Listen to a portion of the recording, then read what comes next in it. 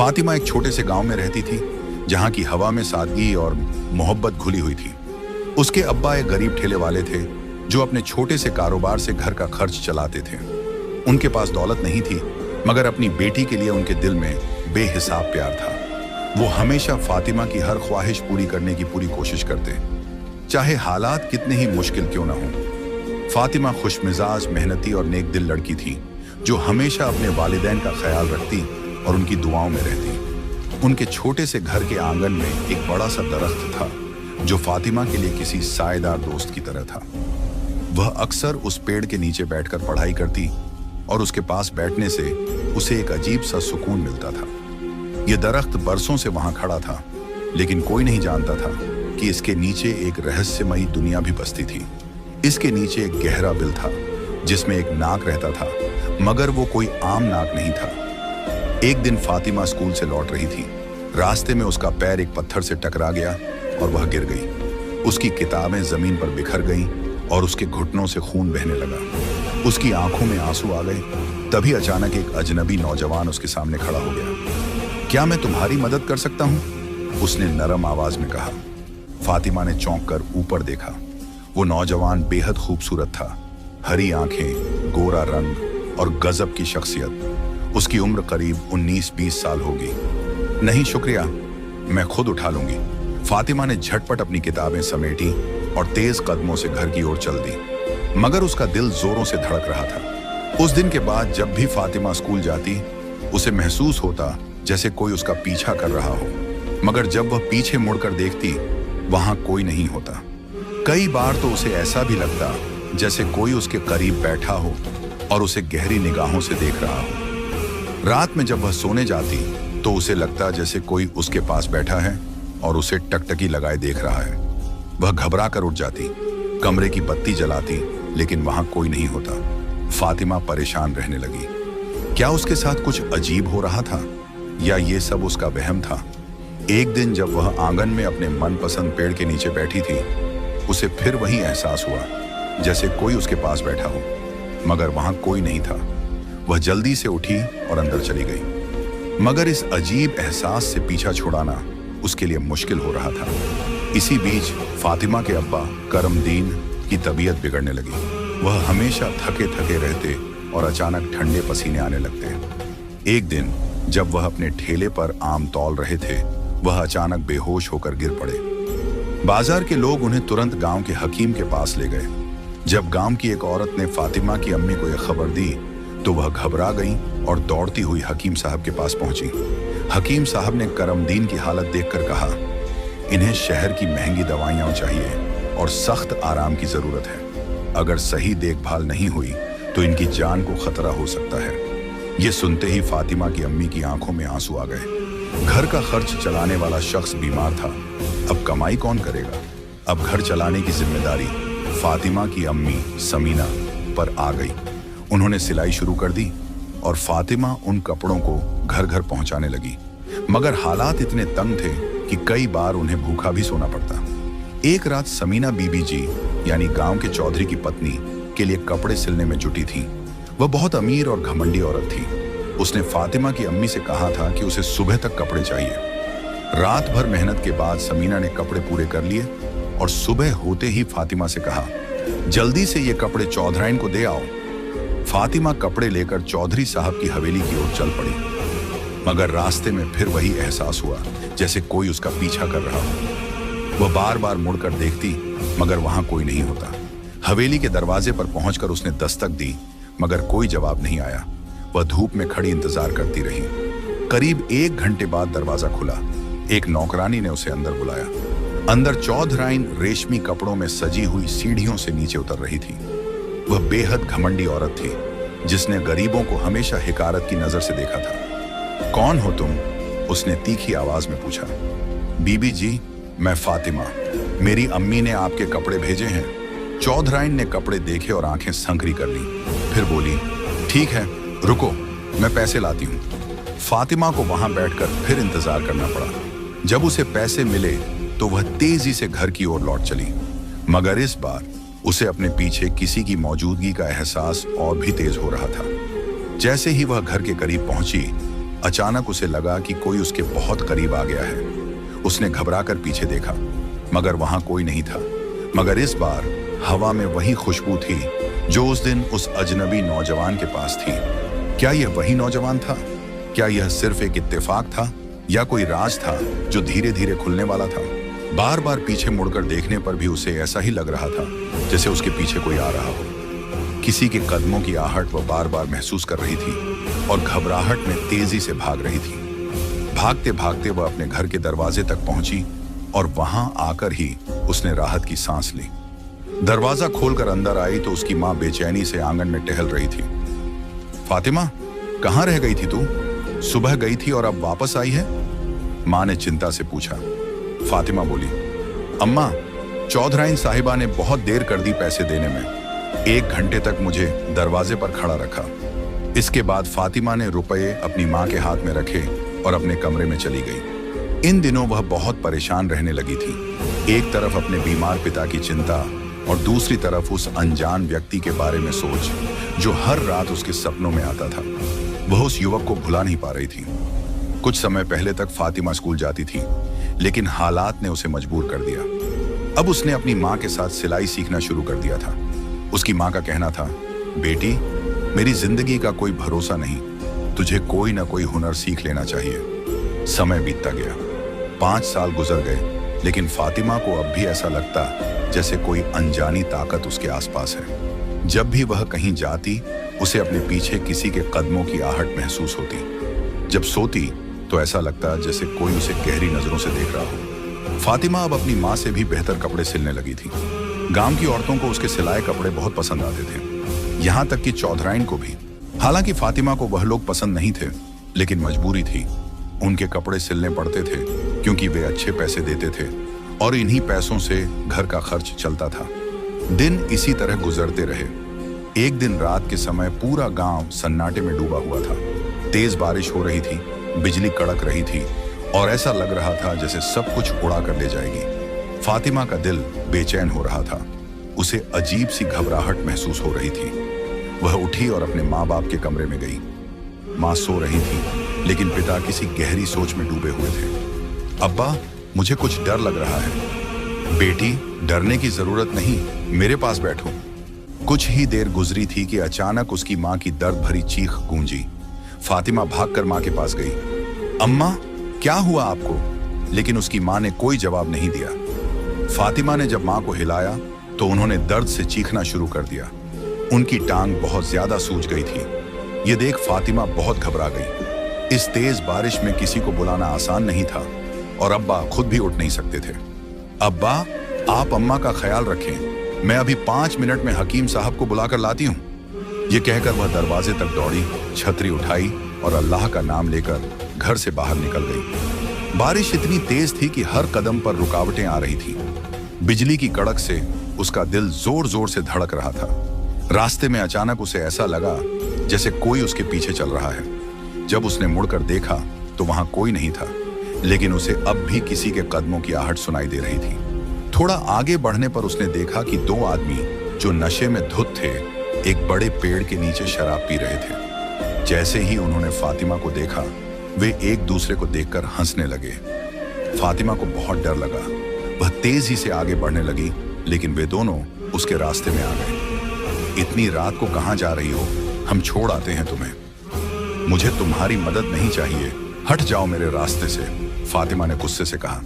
लेकिन वे दोनों हंसते हुए बोले, इतनी रात को खुद चलकर आई हो, अब इतनी आसानी से कैसे जाने देंगे? ये सुनकर फातिमा की जान सूख गई। उसके पैरों में जैसे जान ही नहीं बची। आंखों से आंसू बह निकले। खुदा के लिए मुझे जाने दो, मेरी माँ की तबीयत बहुत खराब है, उसने हाथ जोड़कर विनती की। लेकिन उन दोनों ने उसका हाथ पकड़ लिया।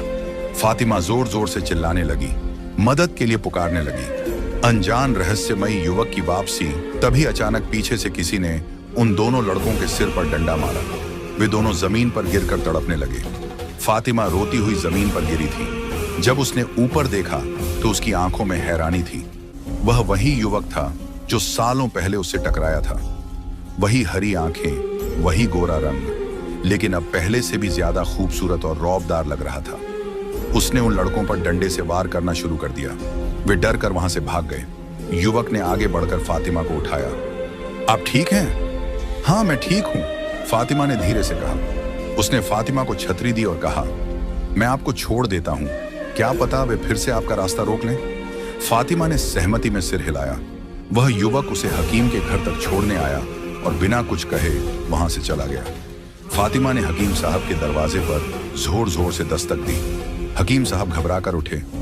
इतनी रात को? क्या हुआ फातिमा? मेरी माँ बहुत बीमार है, जल्दी चलिए। हकीम साहब ने जल्दी से छतरी उठाई और उसके साथ चल दिए। लेकिन जब वे घर पहुंचे तब बहुत देर हो चुकी थी। फातिमा की माँ अब इस दुनिया में नहीं थी। अगर वे लड़के उसे न रोकते तो शायद उसकी माँ जिंदा होती।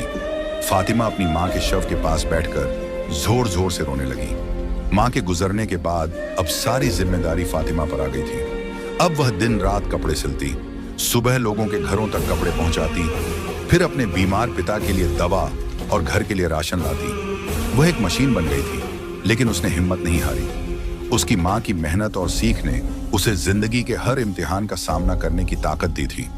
अब उसकी पूरी जिंदगी एक ही मकसद के लिए थी कि वह अपने वालिदैन के ख्वाबों को पूरा करें। रात का सन्नाटा था। मिट्टी के छोटे से घर में एक पुरानी लालटेन की हल्की रोशनी टिमटिमा रही थी।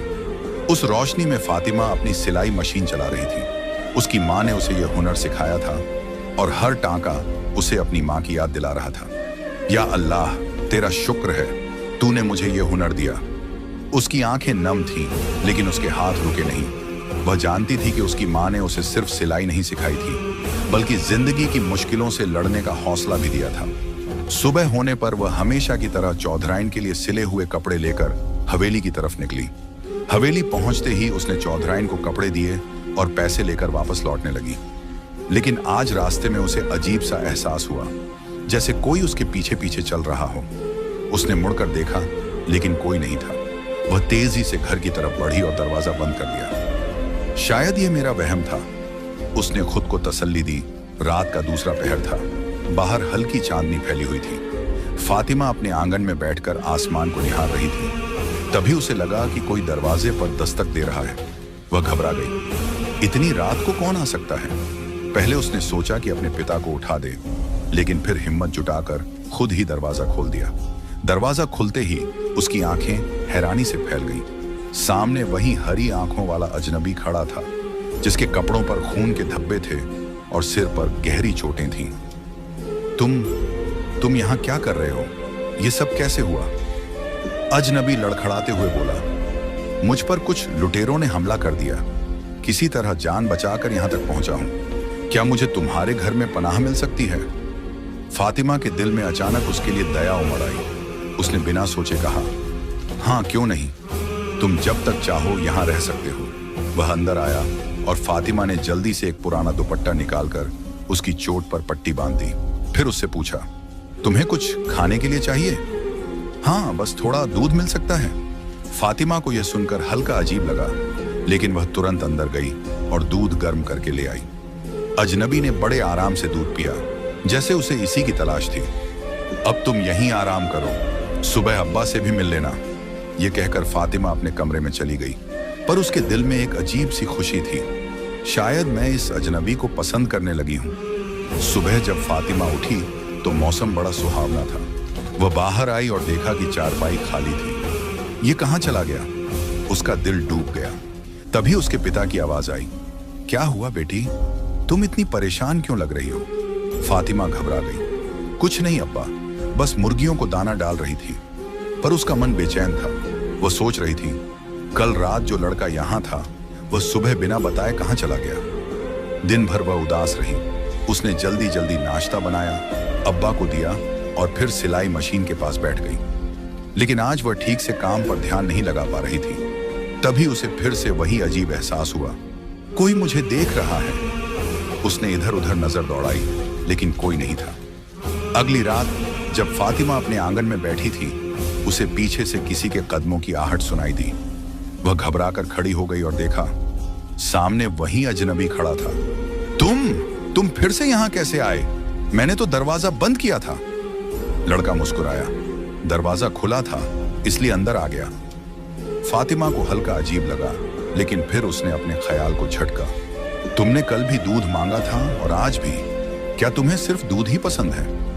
लड़के ने धीरे से सिर हिलाया। फातिमा अंदर गई, दूध गर्म किया और गिलास में डालकर लाकर उसे दे दिया। अब उसके मन में एक और सवाल आया, तुम्हारा नाम क्या है? लड़के ने हल्की हंसी के साथ कहा, सुबह बता दूंगा, अब सोने दो। फातिमा का दिल उस लड़के के लिए और गहरा डूबता जा रहा था। वह उसे पसंद करने लगी थी, लेकिन उसे खुद समझ नहीं आ रहा था कि यह सब क्या हो रहा है। सुबह सुबह अचानक पूरे गांव में अफरा तफरी मच गई। चीखने चिल्लाने की आवाजें आ रही थी। कोई औरत रो रही थी तो कोई आदमी चिल्ला रहा था। फातिमा हड़बड़ा कर उठी, या अल्लाह, यह क्या हुआ? वह जल्दी जल्दी बाहर निकली और देखा कि पूरे गांव में भीड़ इकट्ठा थी। आगे जो उसने सुना वह सुनकर उसके पैरों तले जमीन खिसक गई। फातिमा बाहर आई तो देखा कि उनके घर के बाहर पूरा गांव इकट्ठा है। उनके अब्बू भी उनके साथ थे। दोनों बाहर आए तो देखा कि एक बहुत बड़ा नाग जमीन पर रेंग रहा था। वह इतना बड़ा था कि फातिमा को देखकर ही डर लग रहा था। उसने जिंदगी में पहली बार इतना बड़ा सांप देखा था। गांव वालों के हाथों में डंडे थे और हर कोई कह रहा था कि इसे मारो, नहीं तो यह सारे गांव वालों की जान ले लेगा। इतना बड़ा सांप आखिर गांव में आया कैसे? फातिमा तो हैरान थी। लोगों ने कहा कि एक साथ हमला करो और इसे मार दो। गांव वाले जैसे ही सांप के पास पहुंचे तो सबने एक हैरत अंगेज मंजर देखा। वह सांप एक इंसानी शक्ल में बदल गया था। फातिमा तो देखते ही चौंक गई, क्योंकि वह कोई और नहीं बल्कि वही नौजवान था जिससे वह मोहब्बत कर बैठी थी। उसके वहम और गुमान में भी नहीं था कि यह नौजवान एक नाग भी हो सकता है। गांव वाले तो सन्न रह गए थे। उन्होंने पहली बार इस तरह का कोई नाग देखा था। वह नाग फातिमा के पास आया और कहने लगा, मैं जानता हूं कि मैंने तुम्हें धोखा दिया है। मैं तुम्हें शुरू से ही पसंद करता था। तुम्हारे घर के पेड़ के नीचे न जाने कितने सालों से था। मुझे तुम शुरू से ही पसंद थी। मैंने तुम्हारा पीछा करना शुरू कर दिया था। जब भी तुम कहीं जाती मैं तुम्हारे पीछे ही आता रहता। अक्सर रात को जब तुम सो जाती तो मैं तुम्हें बैठकर देखता रहता। मैं तुमसे मोहब्बत कर बैठा था, मगर जानता हूं कि हम दोनों कभी एक दूसरे के लिए बने ही नहीं हैं। तुम एक इंसान हो और मैं एक नाग। हम दोनों का कोई जोड़ नहीं। मेरी हिम्मत ही नहीं हुई कि तुम्हारे सामने कभी आ सकूं। लेकिन अब मुझे छिपना नहीं चाहिए था, क्योंकि मैं जानता हूं कि तुम और मैं एक दूसरे के लिए नहीं बन सकते। फातिमा अभी तक सदमे की हालत में थी। वह सोच भी नहीं सकती थी कि वह जिस नौजवान से मोहब्बत करती थी वह नौजवान एक नाग निकलेगा। उसे अब समझ आया था, जब उसे लगता था कि उसके पीछे कोई आ रहा है, वह कोई और नहीं, यही नाग था। उसका दिल तेजी से धड़कने लगा था। इतना बड़ा धोखा। वह नाग तो चला गया था, लेकिन फातिमा के लिए बहुत बड़ा दुख छोड़कर गया था। जाते हुए उसने यही कहा था कि मैं तुम लोगों के लिए एक ऐसी चीज छोड़कर जा रहा हूं जो तुम लोगों की जिंदगी बदल देगी और तुम लोगों के लिए आसानी पैदा करेगी और तुम एक खुशहाल जिंदगी गुजारोगी। अब मैं कभी भी इस गांव में नहीं आऊंगा। यह कहकर वह नौजवान फिर से सांप की शक्ल में बदल जाता है और गायब हो जाता है। फातिमा, जो अभी तक इस हकीकत को समझ नहीं पा रही थी, इस शौक की हालत में बेहोश हो जाती है। जब फातिमा को होश आता है तो उसके अब्बू उसे बताते हैं कि उनके पेड़ के नीचे एक बहुत कीमती हीरा मिला है, जो वह नौजवान सांप छोड़कर गया था। फातिमा और उसके अब्बू वह हीरा बेचकर शहर चले जाते हैं, जहां वे एक बड़ा घर खरीदते हैं और फातिमा के अब्बू का इलाज भी कराते हैं। फातिमा का अब्बू ठीक हो चुका था। सब ठीक था, मगर उसका दिल टूट चुका था। फातिमा का दिल अभी तक सांप की मोहब्बत में ही बसा था। वह अपनी जिंदगी में आगे बढ़ने की कोशिश करती थी, लेकिन वह नौजवान उसके दिल से नहीं निकलता था। उसके अब्बू उसे शादी करने की बात करते हैं, लेकिन फातिमा कैसे बताए कि वह उस नौजवान को भुला नहीं पाती। आखिरकार एक दिन फातिमा के लिए एक अच्छा रिश्ता आता है और उसकी शादी हो जाती है, लेकिन दिल में वह सांप, वह नौजवान उसके साथ ही रहता है। फातिमा एक नई जिंदगी की शुरुआत करती है, मगर दिल की गहराइयों में उसका पुराना प्यार हमेशा के लिए बाकी रहता है। प्यारे दोस्तों, अगर आपको हमारा यह वाकया अच्छा लगा तो हमारे चैनल इस्लामिक वॉइस को सब्सक्राइब करें और हमारी फैमिली का हिस्सा जरूर बने। शुक्रिया।